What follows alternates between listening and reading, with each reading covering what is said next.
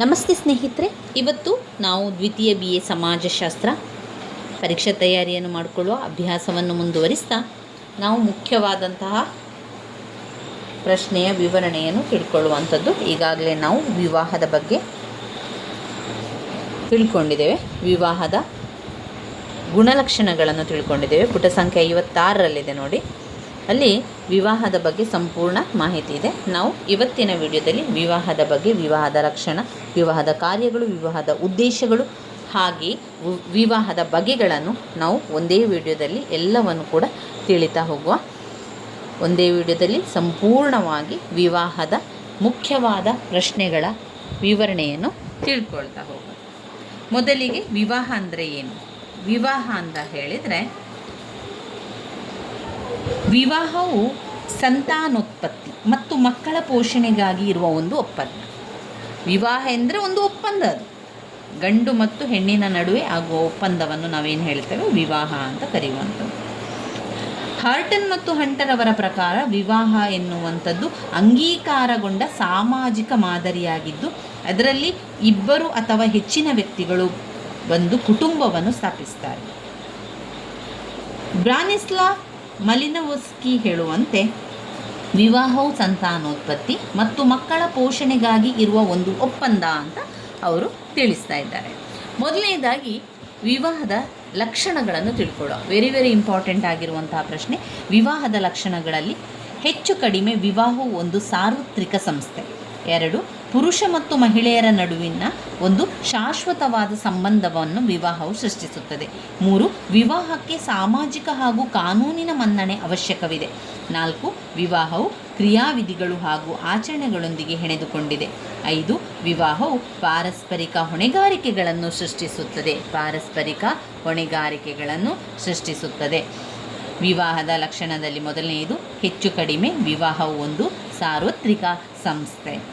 ಅಂದರೆ ಎಲ್ಲ ರೀತಿಯ ಒಂದು ಸಾರ್ವತ್ರಿಕವಾದ ಸಂಸ್ಥೆಯಾಗಿರುವಂಥದ್ದು ಈ ವಿವಾಹ.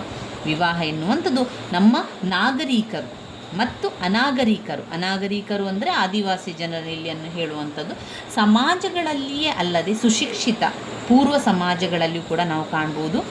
ವಿವಾಹದ ಬಗೆಗಳು, ವಿಧಿಗಳು, ಆಚರಣೆಗಳು, ವಿವಾಹದಲ್ಲಿ ಸಂಗಾತಿಗಳ ಸಂಖ್ಯೆ ಇತ್ಯಾದಿ.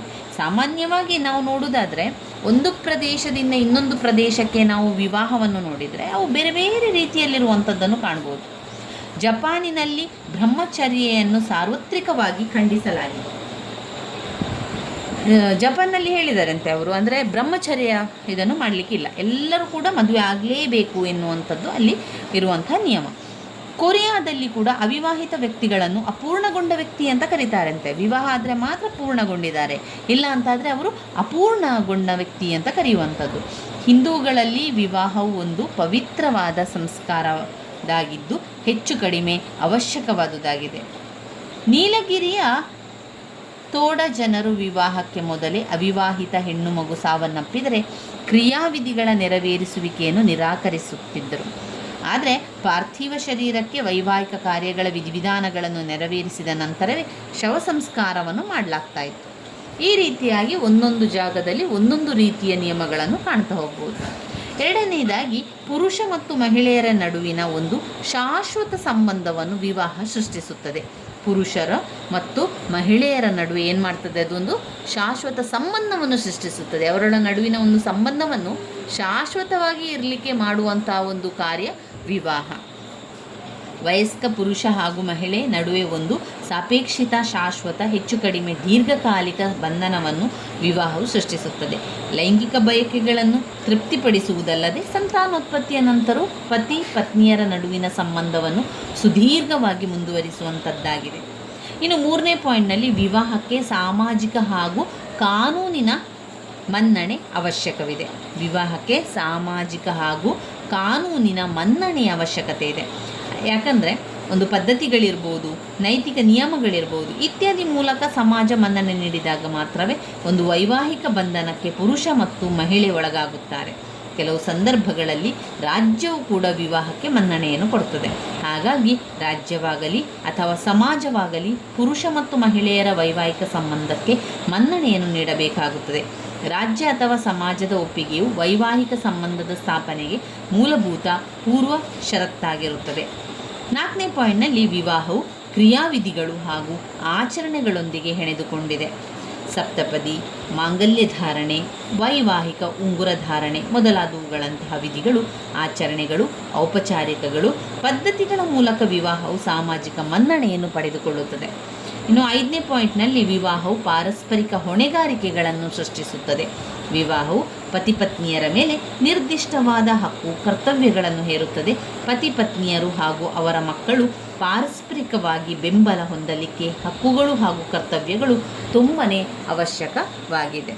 ಇನ್ನು ವಿವಾಹದ ಕಾರ್ಯಗಳನ್ನು ನಾವು ನೋಡ್ತಾ ಹೋಗುವ.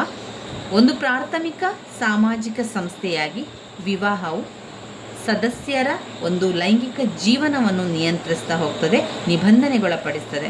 ವಾಸ್ತವವಾಗಿ ಸಮಾಜದ ಮತ್ತೊಂದು ಮೂಲಭೂತ ಸಾಮಾಜಿಕ ಸಂಸ್ಥೆಯಾದ ಕುಟುಂಬದ ಜೊತೆ ವಿವಾಹವು ಸಂಬಂಧವನ್ನು ಹೊಂದಿದೆ.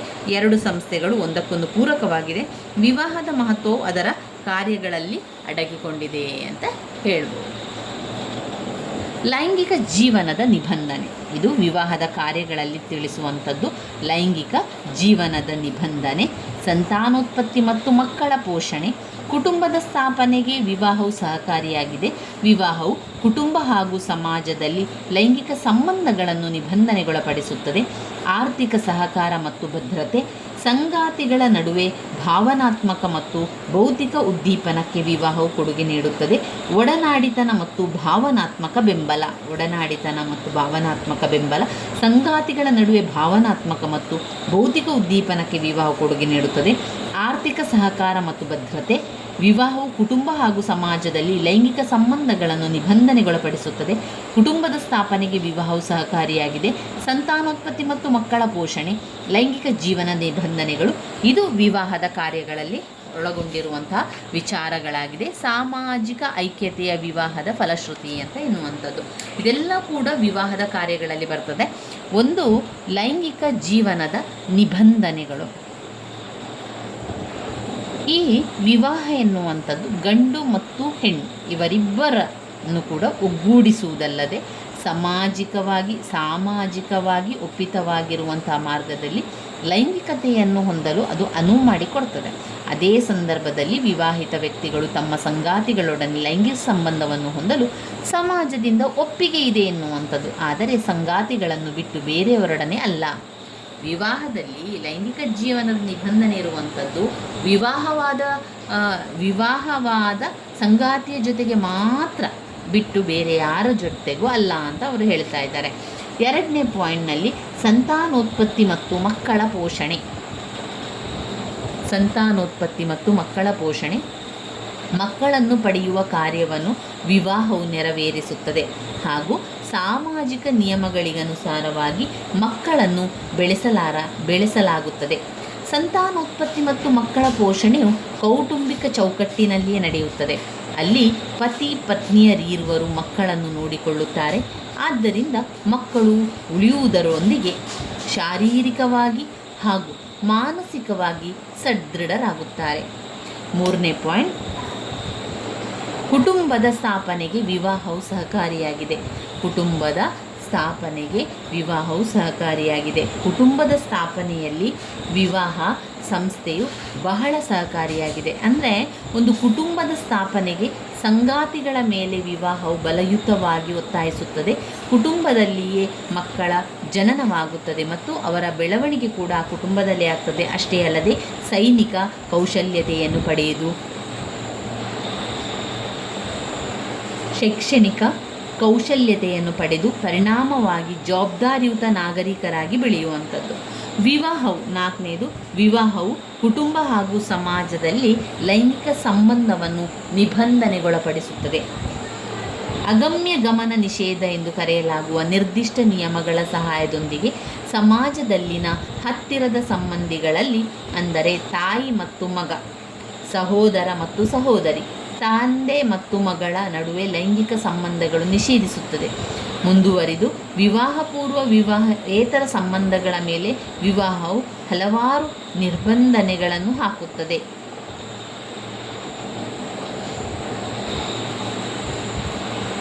ಇನ್ನು 5ನೇ ಪಾಯಿಂಟ್ನಲ್ಲಿ ನೋಡಿದರೆ ಆರ್ಥಿಕ ಸಹಕಾರ ಮತ್ತು ಭದ್ರತೆ.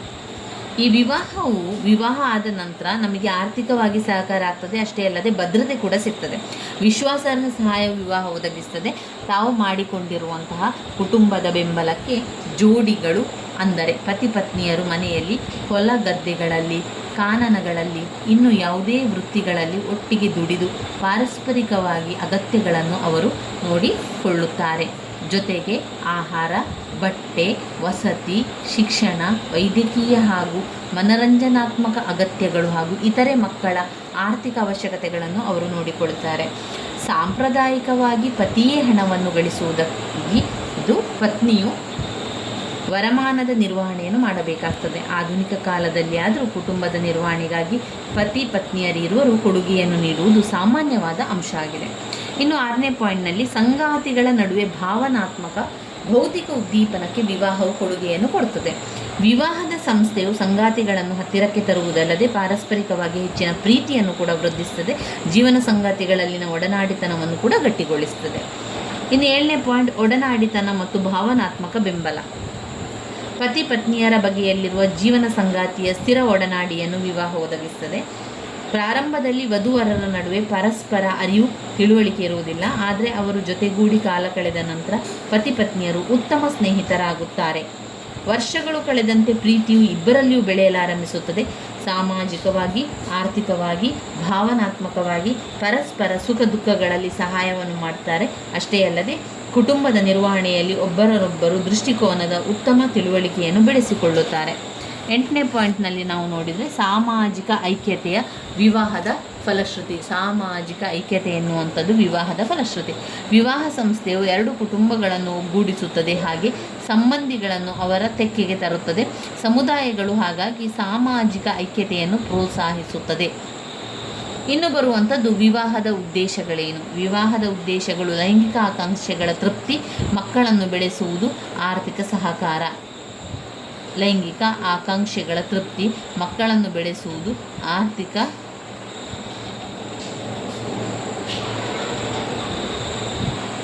ಸಹಕಾರ. ಇದಿಷ್ಟು ವಿವಾಹದ ಉದ್ದೇಶಗಳಲ್ಲಿ ಬರ್ತದೆ. ಜಾರ್ಜ್ ಪೀಟರ್ ಮರ್ಡಕ್ ರವರು ಸುಮಾರು 250 ಆದಿ ಸಮಾಜಗಳಲ್ಲಿ ವಿವಾಹದ ಉದ್ದೇಶಗಳ ಬಗ್ಗೆ ಅಧ್ಯಯನ ನಡೆಸಿ ಮಾನವ ಸಮಾಜಗಳಲ್ಲಿ ವಿವಾಹವು ಸಾಮಾನ್ಯವಾಗಿ 3 ಉದ್ದೇಶಗಳಿಗಾಗಿ ನೆರವೇರುತ್ತದೆ ಎಂದು ಸಂಕ್ಷೇಪಿಸಿದ್ದಾರೆ. 1. ಲೈಂಗಿಕ ಆಕಾಂಕ್ಷೆಗಳ ತೃಪ್ತಿ, 2. ಮಕ್ಕಳನ್ನು ಬೆಳೆಸುವುದು, 3. ಆರ್ಥಿಕ ಸಹಕಾರ. ಲೈಂಗಿಕ ಆಕಾಂಕ್ಷೆಗಳ ತೃಪ್ತಿ ಎನ್ನುವಂಥದ್ದು ವಿವಾಹದ ಹೆಚ್ಚು ಪ್ರಭಾವ ಉದ್ದೇಶ ಜೈವಿಕ ಅಥವಾ ಜೈವಿಕ ಮೂಲಗಳ ಪೂರೈಕೆ. ಲೈಂಗಿಕ ಆಕಾಂಕ್ಷೆ ಎನ್ನುವುದು ಪುರುಷ ಹಾಗೂ ಮಹಿಳೆಯರಲ್ಲಿನ ಸ್ವಾಭಾವಿಕ ಜೈವಿಕ ಅಗತ್ಯತೆಯಾಗಿದೆ. ಈ ಅಗತ್ಯತೆಯ ತೃಪ್ತಿಯು ಆದಾಗ್ಯೂ ಕೂಡ ಮಗುವಿನ ಹುಟ್ಟಿಗೆ ದಾರಿ ಮಾಡಿಕೊಡುತ್ತದೆ. ಒಂದು ಸ್ಥಿರ ಸಂಬಂಧದ ಮೂಲಕ ಲೈಂಗಿಕ ಚಟುವಟಿಕೆಗಳನ್ನು ನಿಬಂಧನೆಗೊಳಪಡಿಸುವುದು ವಿವಾಹದ ಪ್ರಾಥಮಿಕ ಉದ್ದೇಶ ಅಂತ ಹೇಳ್ಬೋದು. ಮಕ್ಕಳನ್ನು ಬೆಳೆಸುವುದು. ಆದಿ ಸಮಾಜಗಳಲ್ಲಿ ನಿರ್ದಿಷ್ಟವಾಗಿ ವಿವಾಹವು ಆರ್ಥಿಕ ಗುರಿಯನ್ನು ಹೊಂದಿತ್ತು. ಕೃಷಿಯೇ ಪ್ರಧಾನ ವೃತ್ತಿಯಾಗಿರುವ ಸಮಾಜದಲ್ಲಿ ಬಿತ್ತನೆ ಬಿತ್ತುವಂತಹ ಸಣ್ಣ ಪುಟ್ಟ ಕೆಲಸಗಳಿಗೆ ಮಹಿಳೆಯರು ಉಪಯುಕ್ತವಾಗುತ್ತಿದ್ದರು. ಇನ್ನು ಆರ್ಥಿಕ ಸಹಕಾರ, ಮಕ್ಕಳನ್ನು ಪಡೆಯುವುದು ಹಾಗೂ ಮಕ್ಕಳ ಲಾಲನೆ ಪೋಷಣೆ ಮಾಡುವುದು ವಿವಾಹದ ಜೈವಿಕ ಹಾಗೂ ಸಾಮಾಜಿಕ ಕಾರ್ಯವಾಗಿದೆ. ಪುರುಷರು ಸ್ವಾಭಾವಿಕವಾಗಿ ದ್ವಿಗುಣಗೊಳಿಸಲು ಬಯಸುತ್ತಾರೆ, ಮಹಿಳೆಯರು ಸ್ವಾಭಾವಿಕವಾಗಿ ಮಕ್ಕಳಿಗೆ ಹಂಬಲಿಸುತ್ತಾರೆ. ಆದುದರಿಂದ ಮಕ್ಕಳನ್ನು ಪಡೆಯುವ ಇಚ್ಛೆ ಹಾಗೂ ಸಲಹುವ ಜೈವಿಕ ಅಗತ್ಯತೆಗಳನ್ನು ಪೂರೈಸಬೇಕು.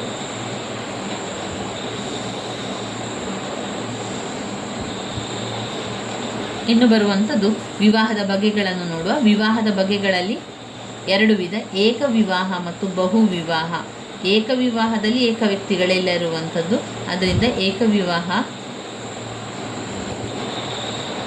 ಯಾವುದೇ ವಿಚಾರ ಇಲ್ಲ. ಬಹು ವಿವಾಹ ಅಂದರೆ ಬಹುಪತ್ನಿತ್ವ ಮತ್ತು ಬಹುಪತಿತ್ವ. ಬಹು ವಿವಾಹದಲ್ಲಿ ಬಹುಪತ್ನಿತ್ವ, ಬಹುಪತಿತ್ವ. ಬಹುಪತಿತ್ವದಲ್ಲಿ ಭ್ರಾತೃ ಬಹುಪತಿತ್ವ, ಭಾಗೇಶ್ವರ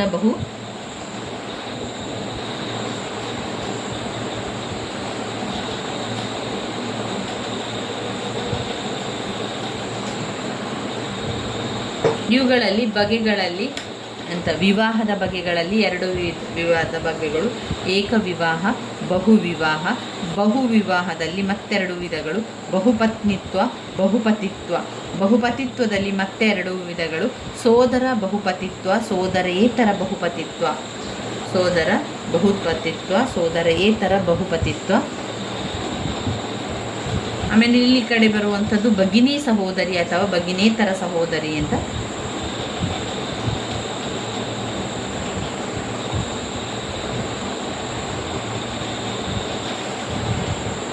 ಮೊದಲಿಗೆ ನಾವಿಲ್ಲಿ ಏಕವಿವಾಹದ ಬಗ್ಗೆ ತಿಳ್ಕೊಳ್ಳೋಣ. ಏಕವಿವಾಹದ ಬಗ್ಗೆ ತಿಳಿತಾ ಹೋಗುವ. ವಿವಾಹದ ಬಗೆಗಳನ್ನು ತಿಳ್ಕೊಳ್ಳೋ. ಏಕವಿವಾಹ, ಬಹುವಿವಾಹ ಎನ್ನುವಂಥದ್ದು.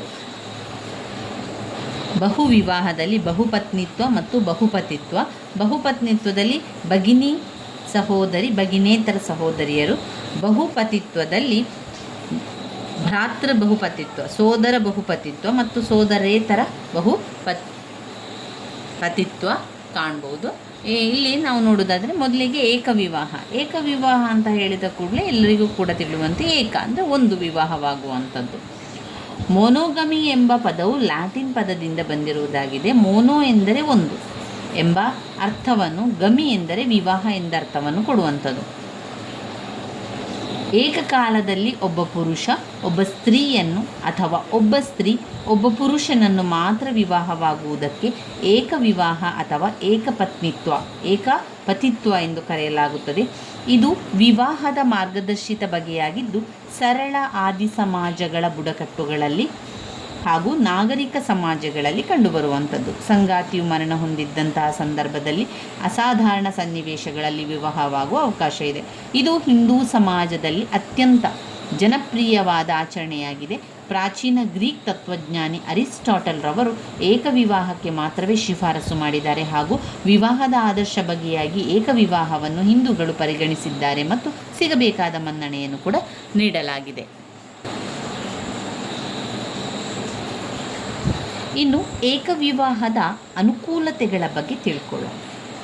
ವಿವಾಹದ ಇತರೆ ಬಗೆಗಳಿಗಿಂತ ಏಕವಿವಾಹವು ತನ್ನದೇ ಆದ ಅನುಕೂಲವನ್ನು ಹೊಂದಿದೆ. ವೈವಾಹಿಕ ಜೀವನವನ್ನು ನಡೆಸಲು ಸಮಾನ ಅವಕಾಶವನ್ನು ಏಕವಿವಾಹವು ನೀಡುತ್ತದೆ. ಒಬ್ಬ ಪುರುಷನಿಗೆ ಒಬ್ಬ ಮಹಿಳೆ ಎನ್ನುವ ಲಿಂಗಾನುಪಾತದ ಸಮಾನತೆಯು ಎಲ್ಲ ಸಮಾಜಗಳಲ್ಲಿಯೂ ಕಾಣಬಹುದು. ಏಕವಿವಾಹವು ಮಾತ್ರವೇ ಪುರುಷ ಮತ್ತು ಮಹಿಳೆಯರಿಗೆ ಸಮಾನ ಅವಕಾಶವನ್ನು ಒದಗಿಸಿಕೊಡುತ್ತದೆ. ಆರ್ಥಿಕವಾಗಿ ಹೆಚ್ಚು ಸೂಕ್ತವಾದುದು ಏಕವಿವಾಹ. ಆರ್ಥಿಕವಾಗಿ ಹೆಚ್ಚು ಸೂಕ್ತವಾದುದು ಏಕವಿವಾಹ. ಏಕವಿವಾಹವು ಬಡತನದೊಂದಿಗೆ ಹೊಂದಿಕೊಳ್ಳುತ್ತದೆ. ಒಬ್ಬಳೇ ಹೆಂಡತಿಯನ್ನು ಹಾಗೂ ಅವಳಿಂದ ಪಡೆದ ಮಕ್ಕಳನ್ನು ನಿರ್ವಹಿಸಲಿಕ್ಕೆ ಬಡವರಿಗೆ ಅಂತಹ ಕಷ್ಟವಾದ ಕೆಲಸವೇನಾಗಲಾರದು. ಹಾಗಾಗಿ ಏಕವಿವಾಹವು ಜನರಿಗೆ ಆರ್ಥಿಕವಾಗಿ ಯುಕ್ತವಾದುದು. 3. ಪತಿ ಪತ್ನಿಯರ ನಡುವಿನ ಸುಮಧುರ ಸಂಬಂಧ ಉತ್ತೇಜಿಸುತ್ತದೆ. ಪತಿ ಪತ್ನಿಯರ ನಡುವಿನ ಬಾಂಧವ್ಯ, ಪ್ರೀತಿ, ವಾತ್ಸಲ್ಯ ಏಕವಿವಾಹ ಉಂಟು ಮಾಡುತ್ತದೆ. ಕುಟುಂಬದ ಶಾಂತಿ, ಐಕ್ಯತೆ, ಸಂತೋಷಕ್ಕೆ ಇದು ಕೊಡುಗೆ ನೀಡುತ್ತದೆ. ತನ್ನ ಉತ್ಕೃಷ್ಟ ಕೃತಿಯಾದ ಕಾಮಸೂತ್ರದಲ್ಲಿ ವಾತ್ಸಾಯನನು ಏಕವಿವಾಹವನ್ನು ಗೌರವಿಸಿದ್ದಾನೆ.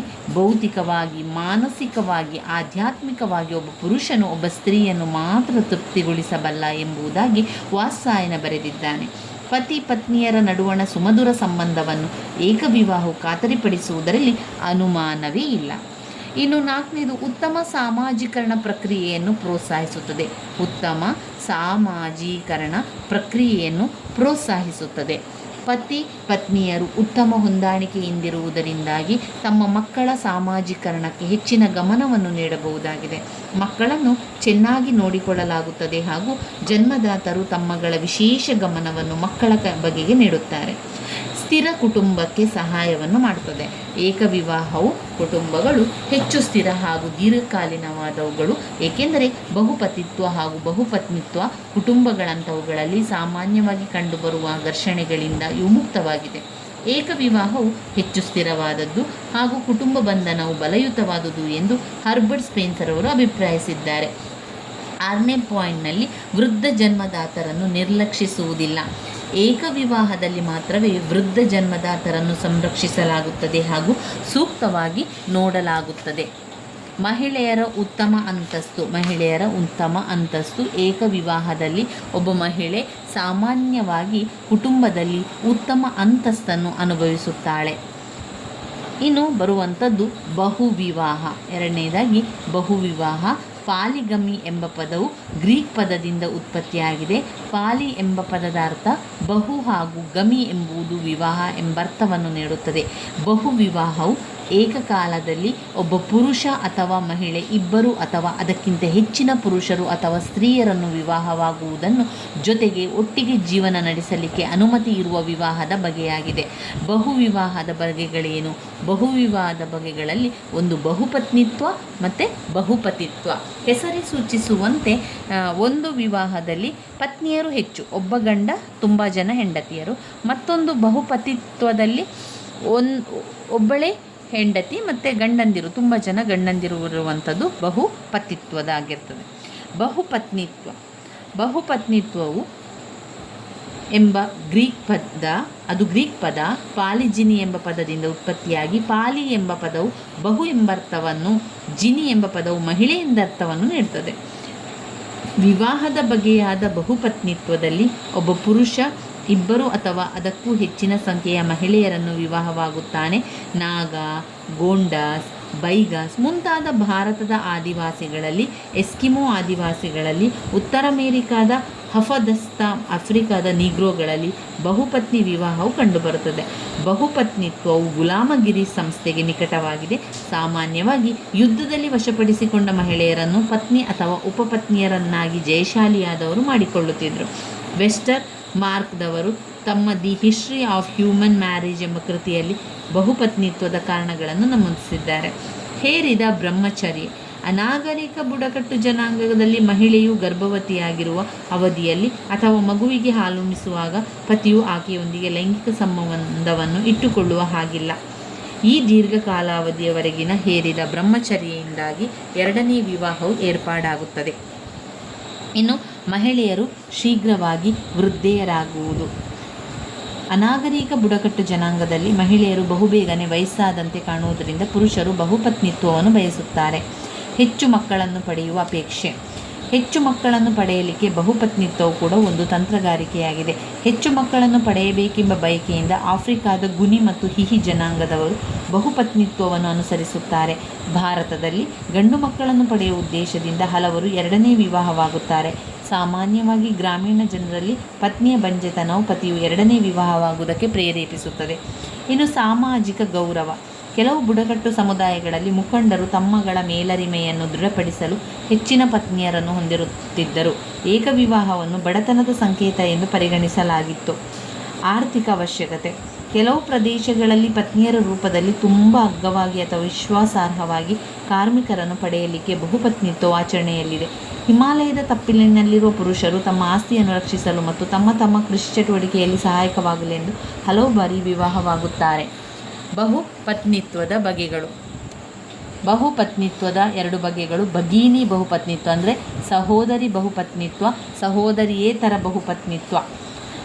ಸೋರರ್ ಎಂಬ ಲ್ಯಾಟಿನ್ ಶಬ್ದಕ್ಕೆ ಭಗಿನಿ ಅಥವಾ ಸಹೋದರಿ ಎಂಬ ಅರ್ಥವಿದೆ. ಈ ಬಗೆಯ ವಿವಾಹದಲ್ಲಿ ಹಲವಾರು ಸಹೋದರಿಯರು ಏಕಕಾಲದಲ್ಲಿ ಒಬ್ಬನೇ ಪುರುಷನ ಪತ್ನಿಗಳಾದಾಗ ಈ ಆಚರಣೆಯನ್ನು ಸೋರೋರೆಟ್ ಎಂದು ಕರೆಯಲಾಗುತ್ತದೆ. ಮುಸ್ಲಿಮರಲ್ಲಿ ಒಬ್ಬನೇ ಪುರುಷನನ್ನು ಸಹೋದರಿಯರು ವಿವಾಹವಾಗುವಂತಿಲ್ಲ. ಭಗಿನೇತರ ಬಹುಪತ್ನಿತ್ವ ಇದು ವಿವಾಹದ ಒಂದು ಬಗೆಯಾಗಿದ್ದು ಇದರಲ್ಲಿ ಪತ್ನಿಯರೆಲ್ಲರೂ ಸಹೋದರಿಯಾಗಿರುವುದಿಲ್ಲ. ಬೇರೆ ಮಾತಿನಲ್ಲಿ ಹೇಳುವುದಾದರೆ ಒಬ್ಬ ಪುರುಷ ತನ್ನ ಇತರೆ ಹೆಂಡತಿಯರಿಗೆ ಸಂಬಂಧಪಡದ ಒಬ್ಬ ಮಹಿಳೆಯನ್ನು ವಿವಾಹವಾದರೆ ಅಂತಹ ವಿವಾಹವನ್ನು ಭಗಿನೇತರ ಬಹುಪತ್ನಿತ್ವ ಎಂದು ಕರೆಯಲಾಗುತ್ತದೆ.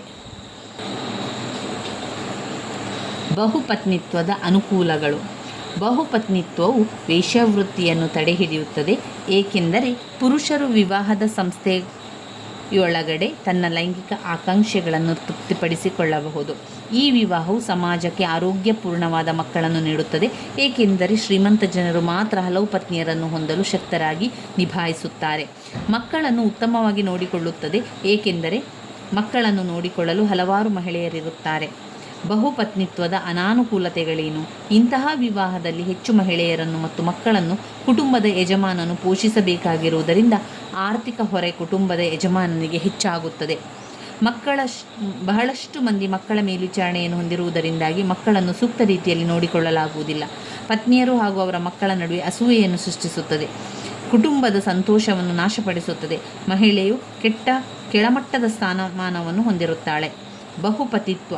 ಪಾಲಿ ಎಂಬ ಪದ ಬಹು ಅಥವಾ ಹಲವು ಎಂಬರ್ಥವನ್ನು ಕೊಡುವಂಥದ್ದು, ಪುರುಷ ಎಂಬ ಅರ್ಥವನ್ನು ಕೂಡ ಕೊಡುತ್ತದೆ. ಬಹುಪತಿತ್ವವು ವಿವಾಹದ ಒಂದು ಬಗೆಯಾಗಿದ್ದು, ಇದರಲ್ಲಿ ಒಬ್ಬ ಮಹಿಳೆ ಒಬ್ಬ ಪುರುಷರಿಗಿಂತ ಹೆಚ್ಚಿನ ಪುರುಷರನ್ನು ವಿವಾಹವಾಗುತ್ತಾಳೆ. ಉದಾಹರಣೆಗೆ ಮಹಾಭಾರತದಲ್ಲಿನ ದ್ರೌಪದಿ ಮತ್ತು ಪಾಂಡವರ ವಿವಾಹ. ಬಹುಪತಿತ್ವದ ಬಗೆಗಳು. ಬಹುಪತಿತ್ವ ವಿವಾಹದಲ್ಲಿ ಸಾಮಾನ್ಯವಾಗಿ 2 ರೀತಿಯ ಬಗೆಗಳಿವೆ. ಅದರಲ್ಲಿ ಭ್ರಾತೃಯ ಬಹುಪತಿತ್ವ ಅಥವಾ ಸೋದರ ಬಹುಪತಿತ್ವ, ಭ್ರಾತೃೇತರ ಬಹುಪತಿತ್ವ, ಸೋದರೇತರ ಬಹುಪತಿತ್ವ. ಸೋದರ ಬಹುಪತಿತ್ವದಲ್ಲಿ ಇದರಲ್ಲಿ ಎಲ್ಲ ಸಹೋದರರ ಪತ್ನಿಯಾಗಿ ಒಬ್ಬ ಮಹಿಳೆಯನ್ನು ಆಧರಿಸಲಾಗುತ್ತದೆ. ಆಕೆ ಎಲ್ಲ ಸಹೋದರರ ಜೊತೆ ಲೈಂಗಿಕ ಸಂಬಂಧ ಹೊಂದಿರುತ್ತಾಳೆ. ಮಕ್ಕಳನ್ನು ಹಿರಿಯ ವ್ಯಕ್ತಿಯ ಮಕ್ಕಳೆಂದು ಕಾಣಲಾಗುತ್ತದೆ. ಇದು ಪಂಜಾಬ್, ಮಲಬಾರ್, ನೀಲಗಿರಿ, ಸಿಕ್ಕಿಂ, ಲಡಾಖ್, ಅಸ್ಸಾಂ ಜನಾಂಗಗಳಲ್ಲಿ ಹಾಗೂ ಟಿಬೆಟಿನ್ಗಳಲ್ಲಿಯೂ ಆಚರಣೆಯಲ್ಲಿರುವುದು ಕಂಡುಬರುತ್ತದೆ. ಭ್ರಾತೃೇತರ ಬಹುಪತಿತ್ವದಲ್ಲಿ ಇದರಲ್ಲಿ ಒಬ್ಬ ಮಹಿಳೆ ಹಲವಾರು ಪತಿಯನ್ನು ಹೊಂದಿರುತ್ತಾಳೆ. ಆಕೆ ಪತಿಯರ ಜೊತೆ ಅನುಕ್ರಮವಾಗಿ ವಾಸ ಮಾಡುತ್ತಾಳೆ. ಇಂತಹ ವಿವಾಹದಲ್ಲಿ ಪತಿಯೆಲ್ಲರೂ ಸಹೋದರರಾಗಿರಲೇಬೇಕೆಂದೇನಿಲ್ಲ. ಒಂದು ವೇಳೆ ಮಗುವಿನ ಜನನವಾದಲ್ಲಿ ವಿಶೇಷ ಆಚರಣೆಯ ಮೂಲಕ ಪತಿಗಳಲ್ಲಿ ಯಾರಾದರೊಬ್ಬರನ್ನು ಸಾಮಾಜಿಕ ಜನ್ಮದಾತರನ್ನಾಗಿ ಆಯ್ಕೆ ಮಾಡಲಾಗುತ್ತದೆ. ಈ ಆಚರಣೆಯು ಒಮ್ಮೆ ಮಲಬಾರಿನ ನಾಯರ್ನಲ್ಲಿ ಇದ್ದಿತು. ಇತ್ತೀಚಿನ ದಿನಗಳಲ್ಲಿ ಇಂತಹ ಆಚರಣೆಯನ್ನು ಸಂಪೂರ್ಣವಾಗಿ ಕಾಣಲಾಗುತ್ತಿಲ್ಲ. ಬಹುಪತಿತ್ವದ ಕಾರಣಗಳು. ಪುರುಷರ ಸಂಖ್ಯೆಗೆ ಹೋಲಿಸಿದರೆ ಸ್ತ್ರೀಯರ ಸಂಖ್ಯೆ ಪ್ರಮಾಣ ಕಡಿಮೆ. ತೀವ್ರ ಬಡತನದಿಂದಾಗಿ ಒಬ್ಬ ಪುರುಷ ಒಬ್ಬ ಪತ್ನಿಯನ್ನು ಪೋಷಿಸಲು ಸಾಧ್ಯವಾಗುವುದಿಲ್ಲ. ಜನಸಂಖ್ಯಾ ನಿಯಂತ್ರಣದ ಇಚ್ಛೆಯಿಂದಾಗಿ ಆರ್ಥಿಕ ದೃಷ್ಟಿಕೋನದಿಂದ ಸಮಾಜದಲ್ಲಿ ಮಹಿಳೆಯರನ್ನು ಅನುಪಯುಕ್ತಳೆಂದು ಭಾವಿಸಿರುವುದು. ಅವಿಭಕ್ತ ಕುಟುಂಬದ ಶಕ್ತಿಯನ್ನು ಮುಂದುವರಿಸುವ ಅಭಿಲಾಷೆ. ಜನಸಂಖ್ಯಾ ನಿಯಂತ್ರಣದ ಇಚ್ಛೆಯಿಂದ ಅವಿಭಕ್ತ ಕುಟುಂಬ ಶಕ್ತಿಯನ್ನು ಮುಂದುವರಿಸುವಂಥ ಅಭಿಲಾಷೆ. ಪುರುಷರ ಸಂಖ್ಯೆ ಹೋಲಿಸಿದರೆ ಸ್ತ್ರೀಯರ ಸಂಖ್ಯೆ ಕಡಿಮೆ. ಇವಿಷ್ಟು ವಿಚಾರಗಳು ನಮ್ಮ ವಿವಾಹದ ಬಗೆಗಳಲ್ಲಿ ನಾವು ಕಾಣ್ತಾ ಹೋಗ್ಬೋದು. ಇನ್ನು ನಾವು ಇದರಲ್ಲಿ ನೋಡುವಂಥದ್ದು ಹಿಂದೂ ವಿವಾಹ. ಹಿಂದೂ ವಿವಾಹದಲ್ಲಿ ಮುಖ್ಯವಾಗಿ ಹಿಂದೂ ವಿವಾಹದ ಸಾಂಪ್ರದಾಯಿಕ ಪ್ರಕಾರಗಳು ವೆರಿ ಇಂಪಾರ್ಟೆಂಟ್ ಆಗಿರುವಂಥದ್ದು. ಅದರಲ್ಲಿ ಪಾಯಿಂಟ್ಸ್: 1 ಬ್ರಹ್ಮ ವಿವಾಹ, 2 ದೈವ ವಿವಾಹ, 3 ಅರ್ಷ ವಿವಾಹ, 4 ಪ್ರಜಾಪತ್ಯ, 5 ಅಸುರ ವಿವಾಹ, 6 ಗಾಂಧರ್ವ ವಿವಾಹ, 7 ರಾಕ್ಷಸ ವಿವಾಹ, 8 ಪೈಶಾಚ ವಿವಾಹ ಎನ್ನುವಂತಹ 8 ಪಾಯಿಂಟ್ಸ್ಗಳನ್ನು ಕಾಣ್ಬೋದು. ಯಾವುದರಲ್ಲಿ? ಹಿಂದೂ ವಿವಾಹದ ಸಾಂಪ್ರದಾಯಿಕ ಪ್ರಕಾರಗಳು. ಹಿಂದೂ ವಿವಾಹದ ಸಾಂಪ್ರದಾಯಿಕ ಪ್ರಕಾರಗಳು. ಸಾಂಪ್ರದಾಯಿಕ ಹಿಂದೂ ಕಾನೂನು ಗ್ರಂಥಗಳಾದ ಕೌಟಿಲ್ಯ ಶಾಸ್ತ್ರ ಮತ್ತು ಸ್ಮೃತಿಗಳ ಅನುಸಾರ 8 ಬಗೆಯ ವಿವಾಹಗಳಿವೆ. ಅವುಗಳಲ್ಲಿ 4 ಬಗೆಗಳು ಒಪ್ಪಿತವೂ ಸರಿಯಾದವು ಹಾಗೂ ಸ್ವೀಕೃತಿಸಲ್ಪಡುವಂಥವೂ ಆಗಿದೆ. ಉಳಿದ 4 ಬಗೆಯ ವಿವಾಹಗಳು ವಧುವಿನ ತಂದೆಯಿಂದ ಒಪ್ಪಿತವಾಗುವುದಿಲ್ಲ. ಸ್ಮೃತಿಗಳ ಪ್ರಕಾರ ಒಪ್ಪಿತವಾದ 4 ವಿವಾಹದ ಪ್ರಕಾರಗಳೆಂದರೆ ಬ್ರಹ್ಮ, ದೈವ, ಅರ್ಷ, ಪ್ರಜಾಪತ್ಯ. ಒಪ್ಪಿತವಲ್ಲದ ವಿವಾಹಗಳೆಂದರೆ ಅಸುರ, ಗಾಂಧರ್ವ, ರಾಕ್ಷಸ ಮತ್ತು ಪೈಶಾಚ. ಬ್ರಹ್ಮ ವಿವಾಹ, ದೈವ ವಿವಾಹ, ಅರ್ಷ ವಿವಾಹ, ಪ್ರಜಾಪತ್ಯ ವಿವಾಹ, ಅಸುರ ವಿವಾಹ, ಗಾಂಧರ್ವ ವಿವಾಹ, ರಾಕ್ಷಸ ವಿವಾಹ ಮತ್ತು ಪೈಶಾಚ ವಿವಾಹ. ಮೊದಲನೇದಾಗಿ ಬ್ರಹ್ಮ ವಿವಾಹ. ಈ ವಿವಾಹದಲ್ಲಿ ಸ್ತ್ರೀ ಮತ್ತು ಪುರುಷರಿಬ್ಬರೂ ತಮ್ಮ ವಿದ್ಯಾಭ್ಯಾಸವನ್ನು ಸಫಲವಾಗಿ ಪೂರೈಸಿ ಬ್ರಹ್ಮಚರ್ಯಾಶ್ರಮದಿಂದ ಮುಕ್ತರಾದ ನಂತರ ವಧುವಿನ ತಂದೆ ಬೆಳ್ಳಿ ಬಂಗಾರ ರತ್ನಗಳಿಂದ ಅಲಂಕೃತವಾದ ಕನ್ಯೆಯನ್ನು ವರನಿಗೆ ದಾನವಾಗಿ ಕೊಡುವ ಪದ್ಧತಿಯನ್ನು ಬ್ರಹ್ಮ ವಿವಾಹ ಎನ್ನಲಾಗುತ್ತದೆ. ಸ್ಮೃತಿಯ ಪ್ರಕಾರ ಇದು ಅತ್ಯಂತ ಯೋಗ್ಯವಾದ ಉತ್ತಮವಾದ ವಿವಾಹ ಪದ್ಧತಿಯಾಗಿದೆ. ಇದು ಸಾಮಾಜಿಕ ಮಾನ್ಯತೆ ಹೊಂದಿದ್ದು ಧಾರ್ಮಿಕ ಸಂಸ್ಕಾರವೆನ್ನಿಸಲು ಅರ್ಹವಾಗಿದೆ. ಕೌಟಿಲ್ಯನ ಪ್ರಕಾರ ಆಭರಣಗಳಿಂದ ಅಲಂಕೃತಳಾದ ಕನ್ಯೆಯನ್ನು ದಾನ ಮಾಡುವುದೇ ಬ್ರಹ್ಮ ವಿವಾಹ. ಇದು ವೇದಗಳ ಕಾಲದಿಂದ ಅಸ್ತಿತ್ವದಲ್ಲಿದ್ದು ಈಗಲೂ ಭಾರತದಲ್ಲಿ ಅನುಸರಣೆ ಮತ್ತು ಆಚರಣೆಯಲ್ಲಿದೆ. ಇನ್ನು ಎರಡನೆಯದಾಗಿ ದೈವ ವಿವಾಹ. ಆಭರಣಗಳಿಂದ ಅಲಂಕೃತಳಾದ ವಧುವನ್ನು ತಂದೆಯು ಯಜ್ಞದಲ್ಲಿ ಭಾಗವಹಿಸಿದ ಋತ್ವಿಜನನಿಗೆ ದಕ್ಷಿಣೆ ಅಥವಾ ದಾನವಾಗಿ ಕೊಡುವ ಪದ್ಧತಿಯೇ ದೈವ ವಿವಾಹ. ಇಲ್ಲಿ ಯಜ್ಞರ ಸಫಲತೆಗಾಗಿ ಪುರೋಹಿತರಿಗೆ ದಕ್ಷಿಣೆ ಕೊಡುವುದರ ಬದಲು ಪ್ರಾಪ್ತ ವಯಸ್ಕಳಾದ ಮಗಳನ್ನೇ ದಾನವಾಗಿ ಕೊಡಲಾಗುತ್ತದೆ. ಪ್ರಾಚೀನ ಭಾರತದಲ್ಲಿ ಪುರೋಹಿತರು ತಾವು ಮಾಡಿದ ಸೇವೆಗಾಗಿ ರಾಜನಿಂದ ಆರ್ಯಪುತ್ರಿ ಅಥವಾ ದಾಸಿಪುತ್ರಿಯನ್ನು ದಾನವಾಗಿ ಪಡೆಯುತ್ತಿದ್ದರು. ಅಲ್ಲದೆ ಯಜ್ಞಯಾಗಾದಿಗಳು ಪ್ರಮುಖವಾದ ಕಾಲದಲ್ಲಿ ಈ ಪದ್ಧತಿಯು ಸರ್ವೇ ಸಾಮಾನ್ಯವಾಗಿತ್ತು.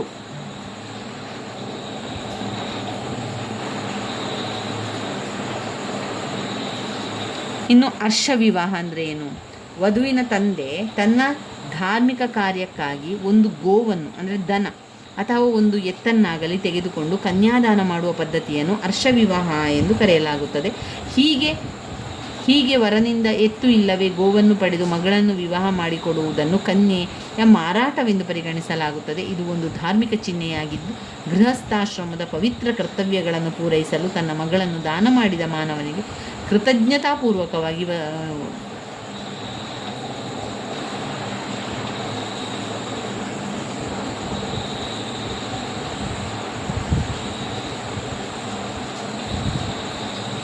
ಇನ್ನು ಪ್ರಜಾಪತ್ಯ ವಿವಾಹ. ಇಲ್ಲಿ ವರನಿಗೆ ವಿಶೇಷವಾಗಿ ಸತ್ಕರಿಸಿ ಪೂಜಿಸಿ ವಧುವನ್ನು ವಿವಾಹ ಮಾಡಿ ಕೊಡಲಾಗುತ್ತದೆ. ನಂತರ ವಧುವಿನ ತಂದೆ ಇಬ್ಬರಿಗೂ ಆಶೀರ್ವದಿಸಿ ಇಬ್ಬರಿಗೂ ಗೃಹಸ್ಥ ಜೀವನವನ್ನು ಸಂಪೂರ್ಣಗೊಳಿಸುವಂಥದ್ದು. ಅಸುರ ವಿವಾಹ.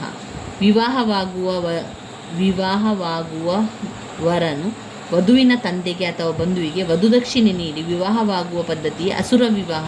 ವರನು ವಧುವಿನ ಕುಟುಂಬದ ಸಾಮಾಜಿಕ ಅಂತಸ್ತಿನ ಅನುಸಾರ ವರದಕ್ಷಿಣೆಯನ್ನು ನಿರ್ಧರಿಸುತ್ತಾನೆ. ಇದೊಂದು ಬಗೆಯ ಆರ್ಥಿಕ ಒಪ್ಪಂದಂತಾಗುವಂಥದ್ದು. ಇನ್ನು ಗಾಂಧರ್ವ ವಿವಾಹ. ವಧು ಮತ್ತು ವರರ ಪರಸ್ಪರ ಪ್ರೀತಿ ಒಂದು ಒಪ್ಪಂದಕ್ಕೆ ಬಂದು ವಿವಾಹವಾಗುವ ಪದ್ಧತಿಯೇ ಗಾಂಧರ್ವ ವಿವಾಹ. ಈ ವಿವಾಹದಲ್ಲಿ ಕನ್ಯೆಯು ಪ್ರಿಯತಮನೊಂದಿಗೆ ಸ್ವ ಇಚ್ಛೆಯಿಂದ ಕೂಡಿಕೊಂಡು ಪದ್ಧತಿಯಾಗಿದೆ.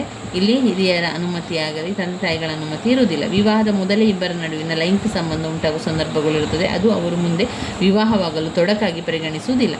ಈ ವಿವಾಹದಲ್ಲಿ ಪೋಷಕರು ಅನುಮತಿಯಾಗಲಿ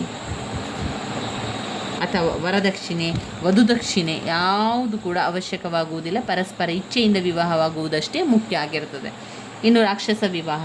ಕನ್ಯೆ ಅಂದರೆ ಹುಡುಗಿ ಇಷ್ಟವಿಲ್ಲದಿದ್ದರೂ ಅಳುತ್ತಿದ್ದರೂ ಅವಳ ಬಂಧುಗಳನ್ನು ಗಾಯಗೊಳಿಸಿ ಅಥವಾ ಕೊಂದು ಬಲಾತ್ಕಾರದಿಂದ ಅವಳನ್ನು ಅಪಹರಿಸಿಕೊಂಡು ಹೋಗಿ ವಿವಾಹವಾಗುವ ಪದ್ಧತಿ ರಾಕ್ಷಸ ವಿವಾಹ ಎನ್ನುವಂಥದ್ದು. ಪ್ರಾಚೀನ ಕಾಲದಲ್ಲಿ ಸ್ತ್ರೀಯರು ಹೀಗೆ ಬಹಳಷ್ಟು ಹೋರಾಟ ಯುದ್ಧಗಳಿಗೆ ಕಾರಣರಾಗುತ್ತಿದ್ದರು. ಸ್ತ್ರೀಯನ್ನು ರಕ್ಷಿಸಲು ಬರುವವರನ್ನು ಸಹ ನಿರ್ದಯವಾಗಿ ಕೊಲ್ಲಲಾಗ್ತಾ ಇತ್ತು. ಪೈಶಾಚ ವಿವಾಹ ಎನ್ನುವಂಥದ್ದು ಈ ಉಳಿದ ಎಲ್ಲ ವಿವಾಹಗಳಿಂದ ಅತ್ಯಂತ ಘೋರ ರೀತಿಯದು. ಕನ್ಯೆಯು ನಿದ್ರೆ ಮಾಡುತ್ತಿರುವಾಗ ಅಥವಾ ಪ್ರಜ್ಞಾಹೀನ ಸ್ಥಿತಿಯಲ್ಲಿರುವಾಗ ಅವಳನ್ನು ಅವರು ಬಲವಂತವಾಗಿಗೊಳಿಸುವಂಥ ವಿವಾಹವಾಗುವಂಥದ್ದು. ಎಲ್ಲ ವಿವಾಹದ ಬಗೆಗಳು ಬ್ರಹ್ಮ ವಿವಾಹ ಉತ್ತಮ ರೀತಿಯನ್ನು ಪರಿಗಣಿಸಲಾಗುತ್ತದೆ. ಇದರಲ್ಲಿ ವಧು ತನ್ನ ಸ್ವಜಾತಿಯ ಉತ್ತಮ ಹಾಗೂ ಸಮಾನ ಅಂತಸ್ತಿನವರನನ್ನು ವಿವಾಹವಾಗುತ್ತಾಳೆ. ವಿವಾಹದ ನಿಯಮಗಳು. ವಿವಾಹವೆಂಬ ಸಂಸ್ಥೆ ವಿಶ್ವದೆಲ್ಲೆಡೆ ಇದ್ದರೂ ಈ ಸಂಸ್ಥೆಯನ್ನು ನಿಯಂತ್ರಿಸಲು ಹಾಗೂ ನಿಯಮಕ್ಕೆ ಒಳಪಡಿಸಲು ಕೆಲವೊಂದು ಸ್ಥಿರ ಕಟ್ಟಳೆಗಳಿವೆ. ಆದರೆ ಈ ನಿಯಮಗಳು ಸಮಾಜದಿಂದ ಸಮಾಜಕ್ಕೆ ಬದಲಾವಣೆಯಾಗ್ತಾನೆ ಹೋಗ್ತದೆ. ಈ ಕಟ್ಟಳೆಗಳ ಪ್ರಮುಖ ಉದ್ದೇಶ ಅಂತ ಹೇಳಿದರೆ ಸಮಾಜದಲ್ಲಿ ಸ್ವೇಚ್ಛಾಚಾರವಾಗದಂತೆ ತಡೆಗಟ್ಟುವುದು. ಇದರಲ್ಲಿ ಅತ್ಯಂತ ವ್ಯಾಪಕವಾಗಿ ಕಾಣುವ ಪ್ರಮುಖ ನಿಯಮ ಅಂತ ಹೇಳಿದರೆ ಅಗಮ್ಯ ಗಮನ ನಿಷೇಧ. ಯಾವುದೇ ಸಮಾಜವು ಪೋಷಕರು ಹಾಗೂ ಮಕ್ಕಳ ನಡುವೆ ಅಥವಾ ಸಹೋದರಿಯರ ನಡುವೆ ವಿವಾಹವನ್ನು ಮಾನ್ಯ ಮಾಡುವುದಿಲ್ಲ. ಹಾಗೆಯೇ ಪ್ರಶಸ್ತವಿರುವಂಥ ವಿವಾಹ ಅಂತ ಹೇಳಿದರೆ ಪೋಷಕರು ತಮ್ಮ ಮಕ್ಕಳಿಗೆ ಸಂಗಾತಿಗಳನ್ನು ಆಯ್ಕೆ ಮಾಡುವುದು. ಮೈದುನ ವಿವಾಹ, ನಾದಿನಿ ವಿವಾಹಗಳು ಸಹ ಅಸ್ತಿತ್ವದಲ್ಲಿದ್ದು ಇವು ಮೊದಲೇ ಏರ್ಪಟ್ಟಿರುವ ಸಂಬಂಧವನ್ನು ತನ್ನ ಗುಂಪಿನೊಳಗೆ ಉಳಿಸಿಕೊಳ್ಳಲು ಅವಕಾಶ ಮಾಡಿಕೊಡುತ್ತದೆ. ಎಲ್ಲ ಸಂಸ್ಕೃತಿ ಹಾಗೂ ಸಮಾಜಗಳಲ್ಲೂ ವಿವಾಹವು ಸಂಪೂರ್ಣವಾಗಿ ಸ್ವತಂತ್ರ ಆಯ್ಕೆಯಾಗಿರುವುದಿಲ್ಲ.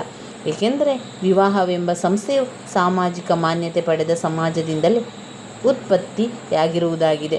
ಪ್ರತಿ ಸಮಾಜದಲ್ಲೂ ಅಲ್ಲಿನ ಸದಸ್ಯರುಗಳಿಗೆ ತಾವು ವಿವಾಹ ಮಾಡಿಕೊಳ್ಳಬಹುದಾದ ಸಂಗಾತಿಯ ಆಯ್ಕೆಯ ಶ್ರೇಣಿಗೆ ಮಿತಿಗಳಿರುತ್ತದೆ. ವಿವಾಹದಲ್ಲಿರುವ ಎರಡು ಪ್ರಮುಖ ನಿಯಮಗಳು ಅಂತ ಹೇಳಿದರೆ ಅದು ಒಳಬಾಂಧವ್ಯ ವಿವಾಹ ಮತ್ತು ಹೊರಬಾಂಧವ್ಯ ವಿವಾಹ. ಇದು ವಿವಾಹದ ನಿಯಮಗಳಾಗಿರುವಂಥದ್ದು.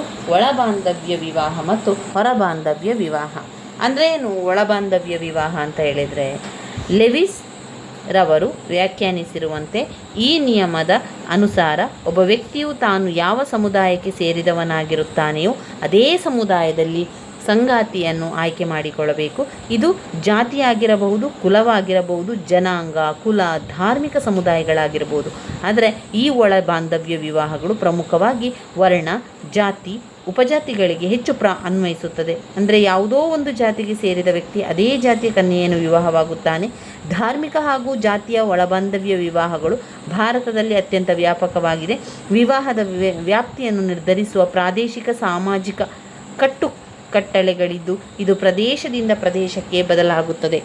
ಕುಟುಂಬದ ಆಸ್ತಿಯನ್ನು ಕುಟುಂಬದೊಳಗೆ ಉಳಿಸಿಕೊಳ್ಳುವ ಮತ್ತೊಂದು ಪ್ರಮುಖ ಉದ್ದೇಶ ಸಮೀಪ ಸಂಬಂಧಗಳಲ್ಲಿ ವಿವಾಹ ಆಗುವುದು.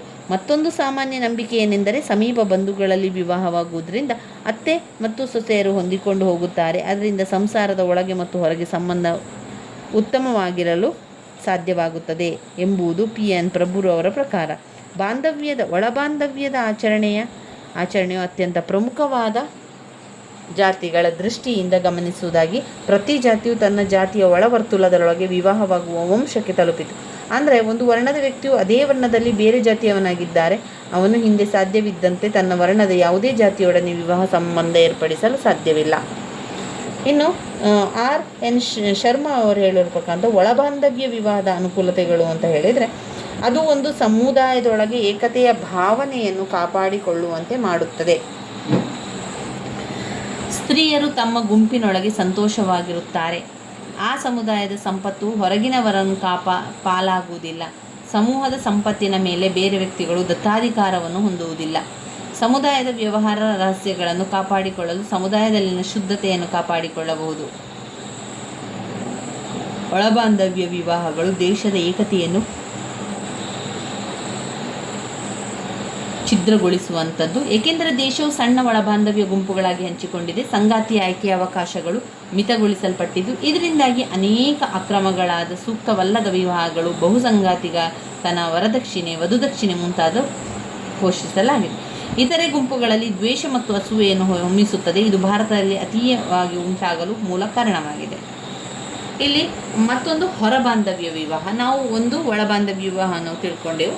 ಹೊರಬಾಂಧವ್ಯದ ವಿವಾಹದಲ್ಲಿ ನಾವು ನೋಡಿದರೆ ಒಬ್ಬ ವ್ಯಕ್ತಿಯು ತನ್ನದಲ್ಲದ ಸಮುದಾಯದ ಹೊರಗೆ ವಿವಾಹವಾಗುವುದೇ ಹೊರಬಾಂಧವ್ಯ ವಿವಾಹ. ಮತ್ತೊಂದು ರೀತಿಯಲ್ಲಿ ಹೇಳುವುದಾದರೆ ತನ್ನ ವಂಶೀಯ ಸಮೂಹದ ಹೊರಗೆ ವಿವಾಹವಾಗುವುದು. ಇಲ್ಲಿ ತನ್ನ ಪೂರ್ವಜನರ ವಂಶದಲ್ಲಿ ವಿವಾಹವಾಗುವುದಿರುವುದಿಲ್ಲ. ಕೆಲ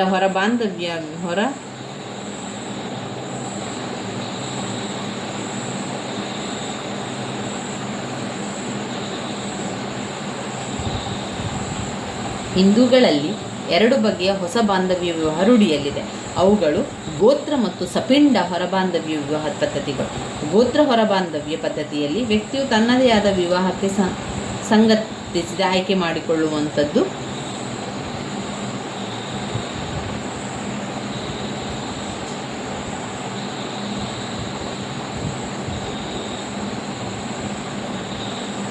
ಅಲ್ಲಿ ತಮ್ಮ ಗೋತ್ರದವರೆಲ್ಲರಿಗೂ ಒಬ್ಬನೇ ಪುರಾಣ ಪುರುಷ ಎಂಬುವನೆಂದು ನಂಬಿಕೆ ಇರುತ್ತದೆ.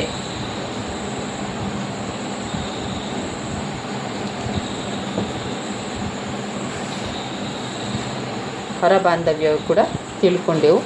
ಇನ್ನು ನಾವು ಇದರಲ್ಲಿ ಗ್ರಾಮ ಹೊರಬಾಂಧವ್ಯ, ವಂಶ ಹೊರಬಾಂಧವ್ಯ, ಕುಲ ಹೊರಬಾಂಧವ್ಯ, ಹೆಸರೇ ಸೂಚಿಸುವಂತೆ ಗ್ರಾಮದ್ದು, ವಂಶದ್ದು, ಆಮೇಲೆ ಅಲ್ಲಿ ಕುಲ, ಅನುಲೋಮ ವಿವಾಹ, ಪ್ರತಿಲೋಮ ವಿವಾಹ, ನಾದಿನಿ ವಿವಾಹ. ಅನುಲೋಮ ವಿವಾಹ ಅಂದರೆ ಏನು? ಅನುಲೋಮ ಅನುಲೋಮ ವಿಲಾಮ ಅಂತ ಹೇಳಿದರೆ ವಿವಾಹ, ಅನುಲೋಮ ವಿವಾಹ. ಅನುಲೋಮ ವಿವಾಹ ಪ್ರಕಾರ ಪತ್ನಿಯು ಪತಿಯ ವರ್ಣಕ್ಕಿಂತ ಕೆಳಸ್ತರದ ವರ್ಣಕ್ಕೆ ಸೇರಿದವಳಾಗಿರುತ್ತಾಳೆ.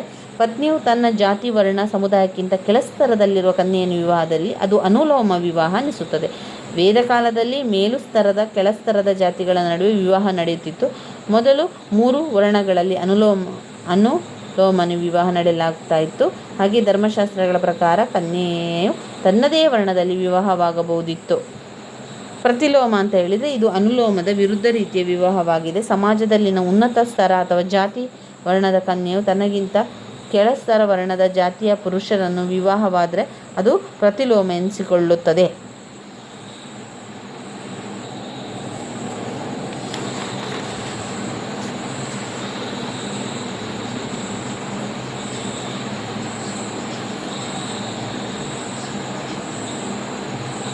ಇನ್ನು ಇದರಲ್ಲಿ ವಿವಾಹದ ಇತ್ತೀಚಿನ ಪ್ರವೃತ್ತಿಯನ್ನು ನೋಡ್ಕೊಳ್ಬೇಕು. ವೆರಿ ಇಂಪಾರ್ಟೆಂಟ್ ಆಗಿರೋ 10 ಅಂಕದ ಪ್ರಶ್ನೆ. ಸ್ವಾತಂತ್ರ್ಯ ನಂತರ ಭಾರತದ ಹಿಂದೂ ವಿವಾಹ ಪದ್ಧತಿಯಲ್ಲಿ ಅನೇಕ ಬದಲಾವಣೆಗಳಾಗಿವೆ. ವಿವಾಹದೊಂದಿಗೆ ಸಂಬಂಧಿಸಿದ ಮೂಲಭೂತ ಧಾರ್ಮಿಕ ನಂಬಿಕೆಗಳು ಮುರಿಯದಿದ್ದಾಗ್ಯೂ ಅದರ ಆಚರಣೆಗಳು, ಪದ್ಧತಿಗಳು, ವಿಧಗಳು ಬದಲಾವಣೆಗೊಂಡಿದೆ. ವಿವಾಹದ ಇತ್ತೀಚಿನ ಪ್ರವೃತ್ತಿಗಳನ್ನು ಈ ರೀತಿಯಾಗಿ ಕಾಣಬಹುದಾಗಿದೆ. ಇತ್ತೀಚಿನ ಪ್ರವೃತ್ತಿಯಲ್ಲಿ ಒಟ್ಟು 7 ಪಾಯಿಂಟ್ಸ್ಗಳನ್ನು ಕೊಟ್ಟಿದ್ದಾರೆ. ನಾವು ಒಂದೊಂದಾಗಿ ಪಾಯಿಂಟ್ಸ್ಗಳನ್ನು ಹೇಳ್ತಾ ಅದರ ವಿವರಣೆಯನ್ನು ತಿಳ್ಕೊಳ್ಳೋಣ. ವಿವಾಹದ ಬಗೆಗಳು ಕಣ್ಮರೆಯಾಗಿರುವುದು, ವಿವಾಹದ ಗುರಿ ಅಥವಾ ಉದ್ದೇಶಗಳು ಬದಲಾವಣೆಯಾಗಿರುವುದು, ಸಂಗಾತಿ ಆಯ್ಕೆ ಮಾಡುವ ಪ್ರಕ್ರಿಯೆಯಲ್ಲಿ ಬದಲಾವಣೆ, ವಿವಾಹದ ವಯಸ್ಸಿನಲ್ಲಿ ಬದಲಾವಣೆ, ವಿವಾಹದ ಸ್ಥಿರತೆಯಲ್ಲಿ ಬದಲಾವಣೆ, ವಿವಾಹದ ಆರ್ಥಿಕ ಅಂಶಗಳಲ್ಲಿ ಬದಲಾವಣೆ, ಹಾಗೆ ವಿಚ್ಛೇದನ ಮತ್ತು ಪರಿತ್ಯಜಿಸುವಿಕೆಯಲ್ಲಿ ಹೆಚ್ಚಳ. ವಿಚ್ಛೇದನ ಮತ್ತು ಪರಿತ್ಯಜಿಸುವಿಕೆಯಲ್ಲಿ ಹೆಚ್ಚಳ.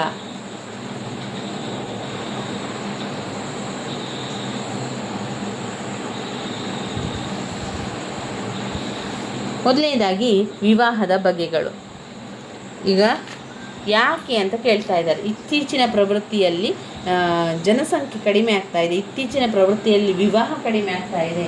ಇದಕ್ಕೆ ಕಾರಣಗಳೇನು ಅಂತ ಬಂದಾಗ, ಒಂದು ವಿವಾಹದ ಬಗೆಗಳು ಕಣ್ಮರೆಯಾಗಿರುವಂಥದ್ದು. ವಿವಾಹದ ಬಗೆಗಳು ಕಣ್ಮರೆಯಾಗಿರುವಂಥದ್ದು. ಹಿಂದೂ ವಿವಾಹದ ಸಾಂಪ್ರದಾಯಿಕ ಬಗೆಗಳು ಹೆಚ್ಚಿನ ಈಗ ರೂಢಿಯಲ್ಲಿಲ್ಲ. ಬಹುವಿವಾಹ ಇರ್ಬೋದು, ಬಹುಪತಿತ್ವ, ದ್ವಿಪತ್ನಿತ್ವ ಸಹ ಇಂದು ಕಾಣುವುದಿಲ್ಲ. ಕಾನೂನು ಸಹ ಇದನ್ನು ನಿರ್ಬಂಧಿಸಿದೆ. ಈಗ ಭಾರತದಲ್ಲಿ ಏಕಸಂಗಾತಿ ವಿವಾಹ ಮಾತ್ರ ಚಾಲ್ತಿಯಲ್ಲಿದೆ. ಎರಡನೇದಾಗಿ ವಿವಾಹದ ಗುರಿ ಅಥವಾ ಉದ್ದೇಶಗಳನ್ನು ಬದಲಾವಣೆ ಮಾಡುವಂಥದ್ದು. ಸಾಂಪ್ರದಾಯಿಕ ಹಿಂದೂ ವಿವಾಹವು ಧರ್ಮವನ್ನು ಅದರ ಪ್ರಾಥಮಿಕ ಹಾಗೂ ಮುಖ್ಯ ಉದ್ದೇಶವನ್ನಾಗಿ ಪರಿಗಣಿಸಿತು. ಇಂದು ವಿವಾಹವು ಧಾರ್ಮಿಕ ಕ್ರಿಯೆಗಳಿಗಾಗಿ ನಡೆಯುತ್ತಿಲ್ಲ. ತಮ್ಮ ವಿರುದ್ಧ ಲಿಂಗದ ವ್ಯಕ್ತಿಯೊಡನೆ ಜೀವನ ಕೂಡ ಸಾಂಗತ್ಯವನ್ನು ಬಯಸಿ ವಿವಾಹ ಆಗುತ್ತಾನೆ. ಇದು ಮೋಕ್ಷವನ್ನು ಪಡೆಯಲು ಗಂಡು ಸಂತಾನವಿರಬೇಕೆಂಬುದನ್ನು ದಬ್ಬಾಳಿಕೆಯನ್ನು ಸಹಿಸುವುದಿಲ್ಲ, ಪುರುಷರ ದಬ್ಬಾಳಿಕೆಯನ್ನು ಸಹಿಸುವುದಿಲ್ಲ ಮತ್ತು ಒಮ್ಮೆಗೆ ಅನೇಕ ಸ್ತ್ರೀಯರನ್ನು ಪುರುಷರನ್ನು ವಿವಾಹ ಆಗುವುದನ್ನು ಕಾನೂನು ನಿರ್ಬಂಧಿಸುತ್ತದೆ. ಮೂರನೇದು ಸಂಗಾತಿ ಆಯ್ಕೆ ಮಾಡುವಲ್ಲಿ ಪ್ರಕ್ರಿಯೆಯಲ್ಲಿ ಬದಲಾವಣೆ.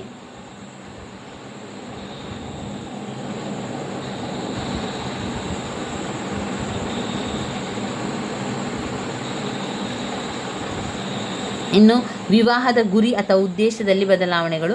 ಸಾಂಪ್ರದಾಯಿಕ ವಿವಾಹವು ಹಿಂದೂ ವಿವಾಹ ಧರ್ಮವು ಅದರಲ್ಲಿ ಪ್ರಾಥಮಿಕ ಮುಖ್ಯ ಉದ್ದೇಶವನ್ನಾಗಿ ಪರಿಗಣಿಸುವುದು. ವಿವಾಹವು ಧಾರ್ಮಿಕ, ತನ್ನ ವಿರುದ್ಧ ಲಿಂಗದ ವ್ಯಕ್ತಿಯೊಡನೆ ಜೀವನ ಮತ್ತು ಸಾಂಗತ್ಯ ಬಯಸಿ ವಿವಾಹವಾಗುವಂಥದ್ದು. ಒಂದು ಮೋಕ್ಷವನ್ನು ಪಡೆಯಲು ಗಂಡ ಸಂತಾನವಿರಬೇಕೆಂಬುದನ್ನು ಯಾರೂ ನಂಬುವುದಿಲ್ಲ. ಪ್ರಸ್ತುತ ಭಾರತದಲ್ಲಿ ಸ್ತ್ರೀಯು ಸಹ ಸಾಮಾಜಿಕವಾಗಿ ಆರ್ಥಿಕವಾಗಿ ಸ್ವತಂತ್ರಗಳಾಗಿದ್ದು ಪುರುಷನ ದಬ್ಬಾಳಿಕೆಯನ್ನು ಸಹಿಸುವುದಿಲ್ಲ ಮತ್ತು ಒಮ್ಮೆಗೆ ಅನೇಕ ಸ್ತ್ರೀಯರನ್ನು ಅಥವಾ ಪುರುಷರನ್ನು ವಿವಾಹವಾಗುವುದನ್ನು ಕಾನೂನು ನಿರ್ಬಂಧಿಸುತ್ತದೆ. ಮೂರನೇ ಪಾಯಿಂಟ್ನಲ್ಲಿ ನೋಡಿದರೆ ಸಂಗಾತಿ ಆಯ್ಕೆ ಮಾಡುವ ಪ್ರಕ್ರಿಯೆಯಲ್ಲಿ ಬದಲಾವಣೆ. ಹಿಂದೂ ವಿವಾಹಗಳು ಒಂದೇ ಜಾತಿ ಸಮೂಹಕ್ಕೆ ನಡೆಯುತ್ತಿದ್ದವು. ಈಗ ಜಾತಿಯಲ್ಲಿನ ಉಪಜಾತಿ ಜೊತೆಗೆ ಅಂತರ್ಜಾತಿ ವಿವಾಹ ಕೂಡ ಇದೆ. ತಮ್ಮ ಮಕ್ಕಳಿಗೆ ಸಂಗಾತಿಯನ್ನು ಆಯ್ಕೆ ಮಾಡುವ ವಿಚಾರದಲ್ಲಿ ಪೋಷಕರು ಹಿಂದಿನಷ್ಟು ಪ್ರಮುಖ ಪಾತ್ರ ವಹಿಸುತ್ತಿಲ್ಲ. ಯುವ ಜನರು ತಮಗೆ ಸೂಕ್ತವೆನಿಸುವ ಸಂಗಾತಿಯನ್ನು ಆಯ್ಕೆ ಮಾಡಿಕೊಳ್ಳುವುದು ಇದು ಜನಪ್ರಿಯವಾಗಿದೆ. ಇಂಟರ್ನೆಟ್ ಕ್ರಾಂತಿ ಹಾಗೂ ನಾಗರೀಕರಣದ ಪ್ರಭಾವದಿಂದಾಗಿ ತಮಗೆ ಸೂಕ್ತವೆನಿಸಿದ ಸಂಗಾತಿಯನ್ನು ಆಯ್ಕೆ ಮಾಡಿಕೊಳ್ಳುವುದು ಸಾಮಾನ್ಯವಾಗಿದೆ. ಆಯ್ಕೆಯ ಬಗೆಯಲ್ಲೂ ಬದಲಾವಣೆಗಳಿದ್ದು ಇಂದಿನಂತೆ ಕುಟುಂಬದ ಹಿನ್ನೆಲೆ ನೋಡಿ ವಿವಾಹವಾಗುವ ಮನಸ್ಥಿತಿ ಬದಲಾಗಿದೆ. ಕುಟುಂಬದ ಪರಿಗಣನೆಗಳಿಗೆ ಬದಲಾಗಿ ವೈಯಕ್ತಿಕ ಅಭಿಪ್ರಾಯ, ಆಸಕ್ತಿಗಳಿಗೆ ಹೆಚ್ಚಿನ ಆದ್ಯತೆ ನೀಡಲಾಗ್ತದೆ. ಹೀಗಾಗಿ ಪ್ರೇಮ ವಿವಾಹಗಳ ಸಂಖ್ಯೆ ಹೆಚ್ಚಿದೆ. ವೈವಾಹಿಕ ಜಾಲತಾಣಗಳು, ಪತ್ರಿಕಾ ಜಾಹೀರಾತುಗಳು ವಧುವರರ ಅನ್ವೇಷಣೆಯಲ್ಲಿ ಪ್ರಮುಖ ಪಾತ್ರವನ್ನು ವಹಿಸುತ್ತದೆ. 4ನೇ ಪಾಯಿಂಟ್, ವಿವಾಹದ ವಯಸ್ಸಿನಲ್ಲಿ ಬದಲಾವಣೆ, ವಿವಾಹದ ಸ್ಥಿರತೆಯಲ್ಲಿ ವ್ಯತ್ಯಯ, ವಿವಾಹದ ಆರ್ಥಿಕ ಅಂಶಗಳಲ್ಲಿ ಬದಲಾವಣೆ, ವಿಚ್ಛೇದನ ಮತ್ತು ಪರಿತ್ಯಜಿಸುವಿಕೆಯಲ್ಲಿ ಹೆಚ್ಚಳ.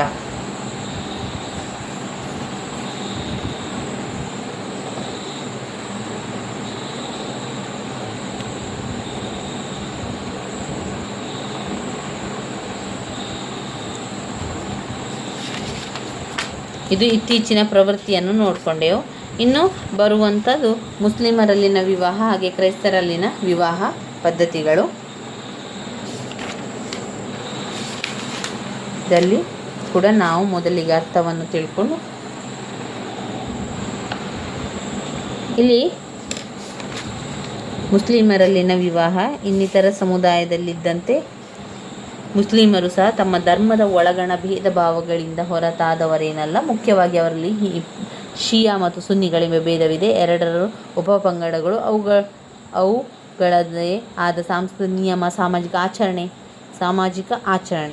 ಸಾಂಸ್ಕೃತಿಕ ನಿಲಯ ಏನೇ ಆದರೂ ಹೀಯಾಳಿಸಿಗುಂತ ಶ್ರೇಣಿ ಹೇಗಿದೆ ಎಂದರೆ ಮುಖ್ಯವಾಗಿ ಎರಡು ಪಂಗಡಗಳಲ್ಲದೆ ಅವರಲ್ಲಿ ಇನ್ನೂ ಅನೇಕ ಉಪಪಂಗಡಗಳು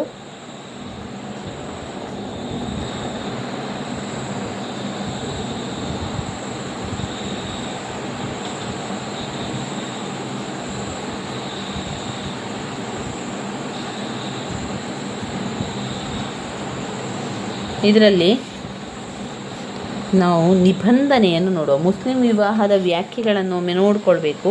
ಇಲ್ಲಿ ಮುಸ್ಲಿಂ ವಿವಾಹದ ವ್ಯಾಖ್ಯೆಯಲ್ಲಿ ಲೈಂಗಿಕ ಸಂಭೋಗವನ್ನು ಕಾನೂನಾತ್ಮಕಗೊಳಿಸುವುದಕ್ಕೋಸ್ಕರ ಸಂತಾನಾಭಿವೃದ್ಧಿ ಮತ್ತು ಮಕ್ಕಳನ್ನು ಸಿಂಧುಗೊಳಿಸುವ ಒಂದು ಒಪ್ಪಂದ ಎಂಬುದಾಗಿ ವಿವಾಹವನ್ನು ರೊನಾಲ್ಡ್ ವ್ಯಾಖ್ಯಾನಿಸಿದ್ದಾರೆ. ಸಿ ಸರಕಾರದವರ ಪ್ರಕಾರ ಮುಸ್ಲಿಮರಲ್ಲಿ ವಿವಾಹವು ಪವಿತ್ರವಾದ ಮರೆಯಲಾರದ ಬಂಧನವಾಗಿದ್ದು, ಆದರೆ ಅದು ಒಂದು ನಾಗರಿಕ ಒಪ್ಪಂದವಾಗಿದೆ, ಮುರಿಯಲಾಗದ ಬಂಧನವಲ್ಲ ಅಂತ ಹೇಳಿದ್ದಾರೆ.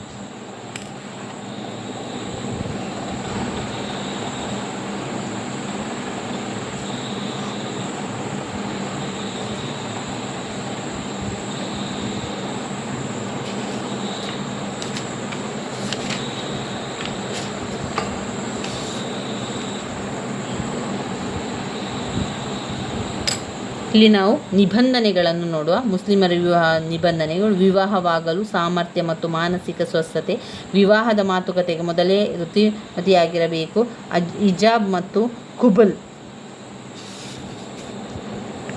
ಸಮಾನತೆಯ ತತ್ವ ಮತ್ತು ಸಂಗಾತಿಯ ಆಯ್ಕೆಯಲ್ಲಿನ ಆದ್ಯತೆ, ಸಮಾನತೆಯ ಹಕ್ಕು, ಕಾನೂನಿನ ಮಾನ್ಯತೆ. ಮುಸ್ಲಿಂ ವಿವಾಹವನ್ನು ಸಿಂಧು ಮಾಡಬಲ್ಲ ನಿಬಂಧನೆಗಳು: ಕಾನೂನಿನ ಮಾನ್ಯತೆ. ಮುಸ್ಲಿಂ ವಿವಾಹವು ಸಿಂಧು ಮಾಡಬಲ್ಲ ನಿಬಂಧನೆಗಳು: ಸಂಗಾತಿ ಆಯ್ಕೆಯ ಆದ್ಯತೆ, ಸಮಾನತೆಯ ತತ್ವ. ಬಹು ವಿವಾಹ ಪದ್ಧತಿ: ಬಹುವಿವಾಹದಲ್ಲಿ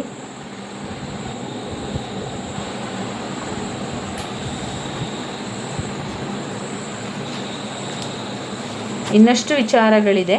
ನಾವು ಅದನ್ನೆಲ್ಲವೂ ಕೂಡ ಮುಂದಿನ ವಿಡಿಯೋದಲ್ಲಿ ತಿಳಿತಾ ಹೋಗುವ ಸ್ನೇಹಿತರೆ. ನನ್ನ ವೀಡಿಯೋಸ್ ಎಲ್ಲ ನಿಮಗೆ ಇಷ್ಟ ಆಗಿದ್ದರೆ ಲೈಕ್ ಕೊಡಿ, ಶೇರ್ ಮಾಡಿ, ಸಬ್ಸ್ಕ್ರೈಬ್ ಮಾಡಲಿಕ್ಕೆ ಮರಿಬೇಡಿ. ಧನ್ಯವಾದಗಳು.